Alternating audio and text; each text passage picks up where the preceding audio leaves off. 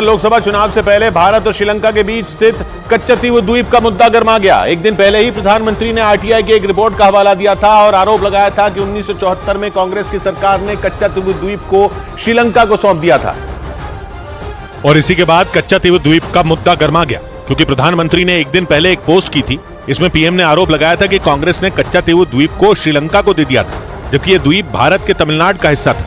PM ने यह आरोप आरटीआई का हवाला देते हुए लगाया था और अपनी पोस्ट में लिखा था कि इस बात से देश के लोगों में गुस्सा है और कांग्रेस पर भरोसा नहीं किया जा सकता। पीएम की इस पोस्ट के अगले ही दिन कच्चतीवु द्वीप के मामले में विदेश मंत्री एस जयशंकर का बयान भी आ गया। Whether it was Pandit Nehru or whether it was Indira Gandhi, this very dismissive attitude was the historic Congress attitude towards Kachati.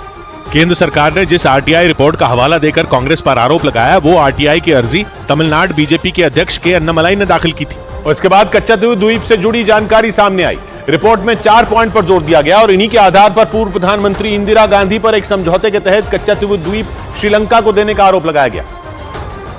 और दावा किया गया कि पूर्व प्रधानमंत्री इंदिरा गांधी ने लोकसभा चुनाव में फायदा उठाने के लिए यह समझौता किया था।